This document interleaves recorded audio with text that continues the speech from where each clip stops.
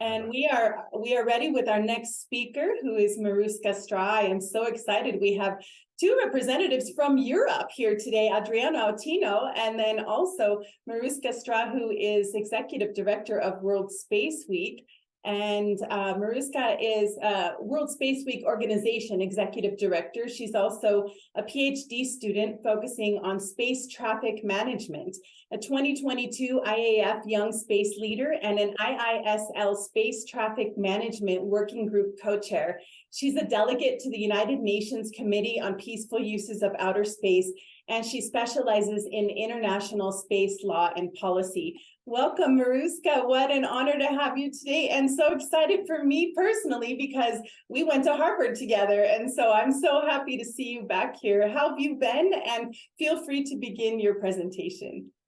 Hi, Rebecca, and thank you so much for your kind introduction. But before you and I jump off and start our own conversation, let me start my presentation. And hopefully you will see this on your screens. So, this presentation is going to be in two parts. First is, why are we even having this conversation?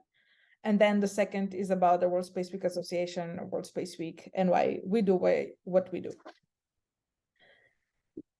And focus on our work is going to be, of course, on Sustainable Development Goals. So let me start by asking, why should we care? Space sustainability is an investment in our future. It's very simple. Space sustainability is a concept that is also growing in importance. That means that not just generally, but also in the space sector. We now recognize that activities in the outer space have long-term consequences on global space activities, but also on the whole humankind. If space becomes unsafe, it becomes unsafe for everyone. So to truly achieve sustainable level, we must work collectively and on a multinational, multi-level, multi-stakeholder approach, which means that academia, NGOs, the UN, the civil society, the industry, everyone has to work together, and that includes the general public. So we also know that global space activities are booming. Let me give you some numbers. Since 1962, the UN maintains a register of objects launched into outer space. Statistics show that on January 1st, 2020, 6,542 satellites, out of which 3,372 are active, are orbiting the Earth. So only in 2020, we had over 1,200 new satellites and new space objects registered, which is a great achievement for the whole society and for the whole humankind. Space activities are also now conducted by 65 countries. This is completely new, it's unprecedented, it's an incredible achievement, and it's really extraordinary to see. However, this also means that there is a number, and very large number, of unoperational satellites in our orbit. And that means that there are also thousands of small, uncontrolled, artificial objects circling in high velocity and possess a potential threat to not only space, but also to our home planet, so to all of us. So why do we have to talk about it? Because we have to reach public awareness and interest. With conversations like this one, we are raising public awareness and interest, and we should never underestimate the power that well-informed public has. So shedding light on the importance of outer space and sustainability should not be overlooked. Raising global interest and awareness of the importance of space sustainability, and with that our reliance on space technologies, led to a great achievement of the United Nations. This is the adoption of the guidelines for the long-term sustainability of outer space, the LTS guidelines, by the Committee on the Peaceful Uses of Outer Space. This document is a great reflection on a global consensus on what responsible and sustainable space activities look like in practice. Also, we do not explore space just for fun. We do it so that we can better the conditions of our lives on Earth. How does this help us now? So we know that there are 17 sustainable development goals. So before I go further, I would like to ask you all to think for a second, how many out of 169 targets that we identified are directly connected to space, and how many directly benefit from space? I'll give you a second just to think about it, perhaps write it in the chat. It's an interesting number.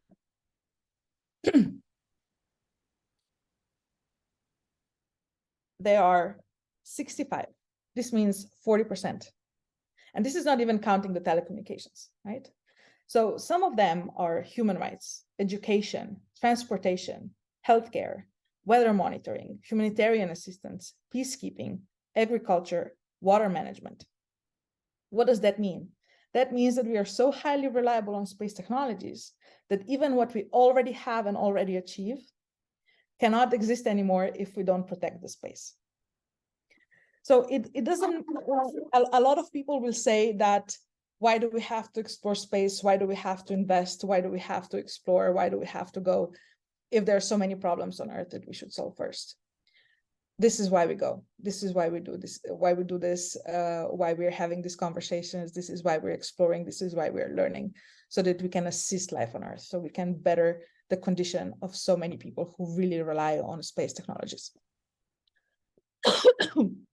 I would also like to say that this number significantly increases when we add telecommunications and telecommunication satellites into this equation.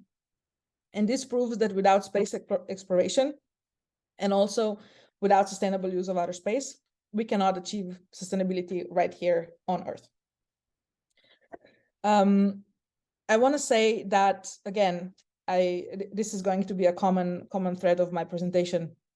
Space technologies and applications directly contribute to so many of the most critical aspects of SDGs and development of our daily lives. So, where does the World Space Week Association come into question? Our mission is to strengthen the link between space and society, and we do this through public education, through participation and dialogue on the future of space activities, using a UN-declared World Space Week as a focus. So, World Space Week, as hopefully a lot of you know, has been declared by the UN in 1999 to be celebrated every year 4 to 10 of October, and has been having a significant growth throughout the past years. I'm losing my voice, I apologize. So we are a nonprofit, non-governmental organization, and we were founded several years ago. I'm not gonna even go into those numbers because I'm only going to make us seem old, but I would like to say that we are supporting the global coordination of World Space Week, and we are also permanent observers to UN COPUS, and we are members of the International Astronautical Federation.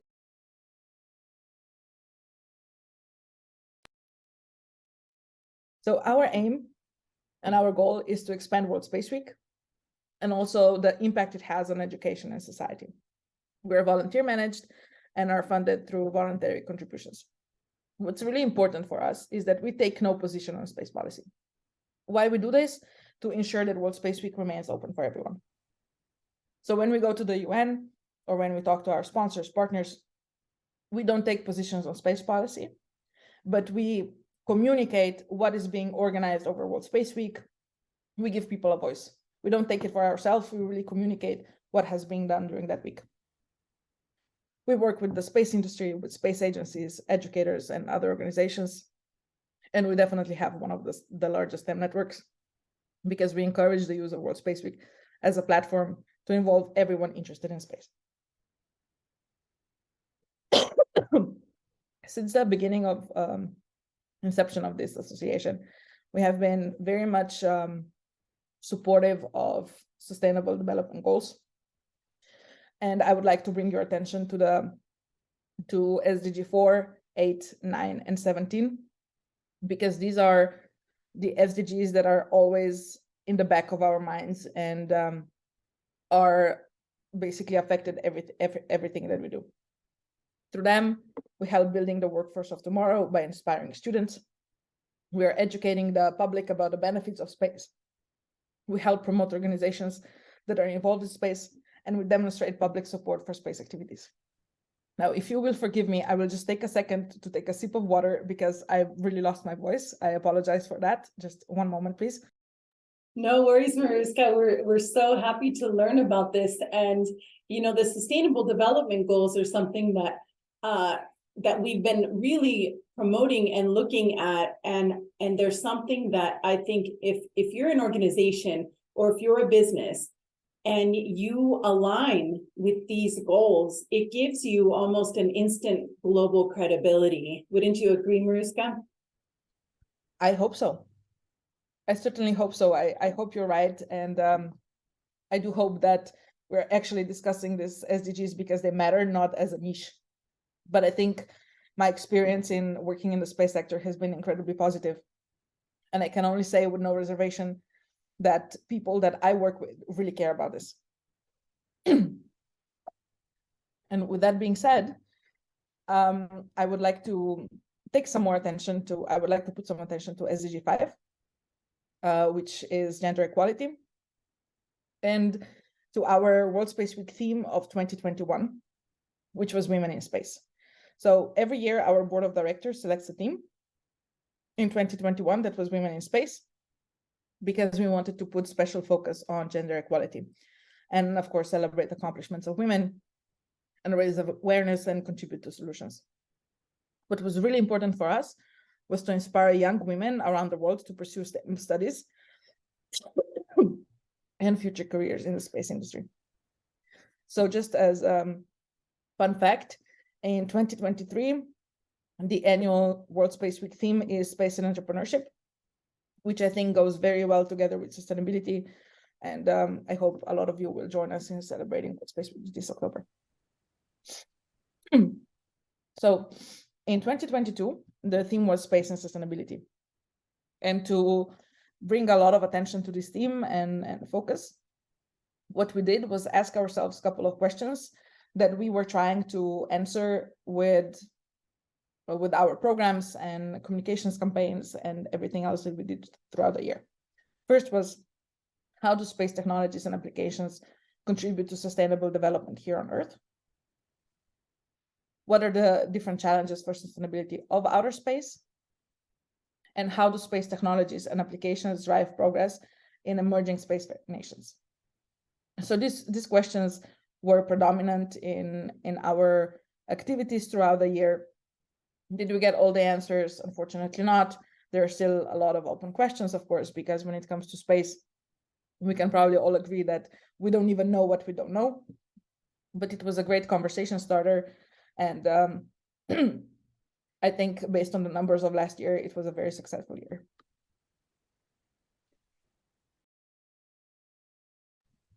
So we had several activities planned. There was a social media campaign that focused on space sustainability, sustainable development goals, and also on the 169 identified targets that I mentioned before. We had a series of webinars and a podcast. And we also collaborated with several partner organizations that worked with us on raising awareness about space sustainability. The webinars that we organized were about sustainability of and from outer space, about future of space activities, LTS guidelines, and of course, emerging spacefaring nations. So let me tell you about World Space Week in 2022. We recorded a record number. We had 11,221 events in 87 countries. This shows how much growth there is and how much public actually supports World Space Week. And on the screen, you can see a map of all the countries that celebrated World Space Week. And, it warms our hearts every year to see all this purple on the map. And hopefully we're going to have several more next year. And to all of those who are interested, I would like to mention that criteria for World Space Week are very simple. An event has to be space related, must begin or end during World Space Week, which is 4 to 10 of October, and one audience counts as one event. So that means that, for example, if your school having activities over 5 days, that's still considered one event. You can very easily become involved. because we are actively seeking partners, donors, national coordinators, and volunteers, also event organizers who would help us writing the story of World Space Week success. And you can reach out to us over our email address, and we will get back to you and would be very much excited to continue this conversation. And of course, Rebecca, please, you should also reach out to us. I'm sure that there's quite a lot that we can do together. Yes, there's strength in numbers, and it's clear to me, just as with our prior speaker, that we're working on the same issues. We love space. We want to help manage space traffic. We want to help manage space debris. We want long-term space migration. We want the United Nations Sustainable Development Goals. So your work is so important to us, and I've made my notes to get in touch with you and to make sure that we organize a World Space Week event during the first week of October, the 4th through the 10th. And Maruška, what a pleasure to have you today. If anyone has any questions for Maruška, if you're on LinkedIn, please write them in the comments and we will try to get them over. Oh, Frank White is applauding you, Maruška. Frank White, the author of The Overview Effect. And if you're here in the Zoom with us, please feel free to raise your hand and ask Maruška any questions. She has dedicated her academic studies to space traffic management, so she's quite a little expert.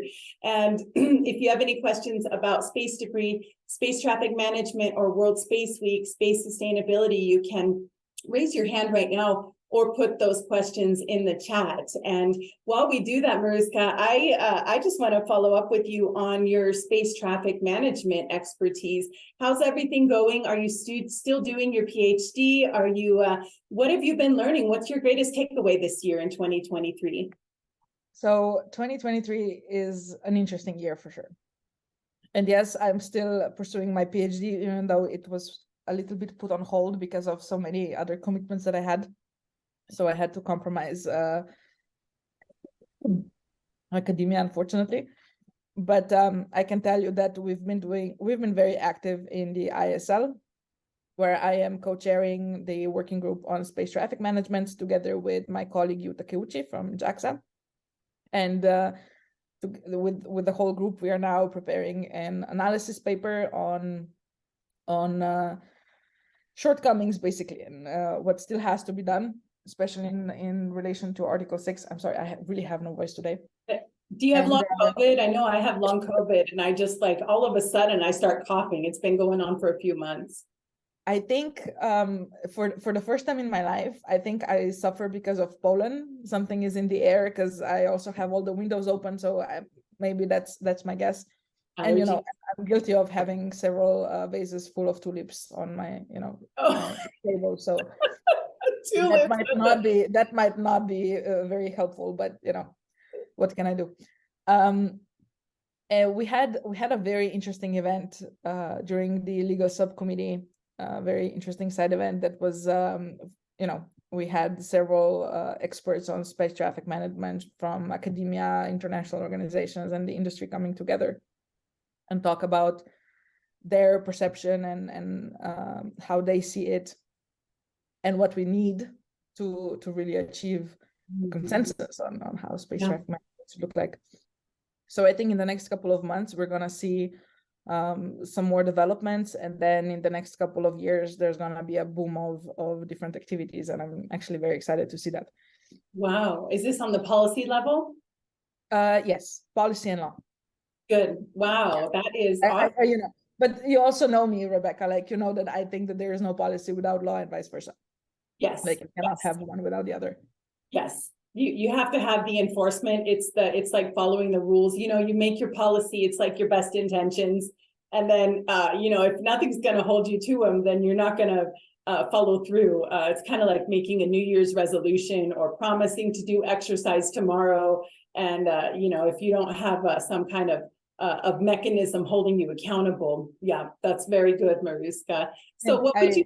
Oh, go ahead. I'm a little biased as a policy person. So what I like to think is that policies are very lifelike, and very, very relevant and also very up to date. So I don't think that it's not policy is better than law, or or just because something is not legally binding does not mean that it's not legal. But when it comes to space traffic management, what I do think is important is this multi-stakeholder approach of experts in technology and policymakers and lawyers coming together and really having something that reflects the reality of every day. Yes, and it sounds like you're talking about having the decision makers, like you said, the stakeholders in the room, because otherwise we're just talking about stuff. We're philosophizing. With all due respect to the philosophers in the room, philosophy has its place and is highly important. If we want to get things done, we do need the stakeholders in the room to make actual decisions and commitments to those decisions. Of course. And especially when it comes to topics like sustainability or space traffic management, space debris, and so many others. These are topics that we all agree on. So we all know it's important. We all agree it's important. Yes. Because we all agree on something. The whole process, in my personal opinion, sometimes it's a little slower because of that. Yeah. If there was an argument around it, perhaps we would be faster with finding solutions. But because we all know it matters so much, I think it's a little bit slowed down because we know it matters so much, and there's no argument there, and that has pluses but also minuses. So we need to find a balance between one and the other. Yeah, I agree. I do have a question for you because this is Foundation for the Future. And we're so honored to have you here today. And our work is in space infrastructure, especially here in America. We are working with Congress to help the long-term space infrastructure get put in outer space. What advice do you have for us, as from your background in space traffic management and space law and policy? What should we really focus on to help not create any, or better yet to say, to help promote space sustainability from your point of view? Oh, now you found me. That's a very difficult question. Oh, okay. Well, make it simpler. Like, how can we be better, Maruška, if we're building space infrastructure? I think, I don't know. I mean, you're already very good, but what I think is always important is to really have the public support, to have the outreach capabilities right there so that you can really communicate your message and your mission to people who will then listen. Mm-hmm. Because in my view, nothing really gets done unless there's public support for it. So if you want to build something, showcasing that it's relevant by showcasing how much public support you have for your messages, mm-hmm. I think is a very good path to be on. Okay, good. It comes back to storytelling, as always. Maruška, what an honor and a pleasure to have you today. Let's catch up soon, please. I always think of you, and I'm so proud of everything that you're doing in the space sector. And thank you for holding the fort over in Europe for us. And hopefully we'll see each other at the UN pretty soon. I hope so. I certainly hope so. And please don't hesitate to reach out. I would love to catch up sometime soon. Okay. And thank you so much for the invitation. Wonderful. Thank you so much for being here, and we will forward the videos to you also. And just a reminder, we were live today on LinkedIn. So thank you, Maruška.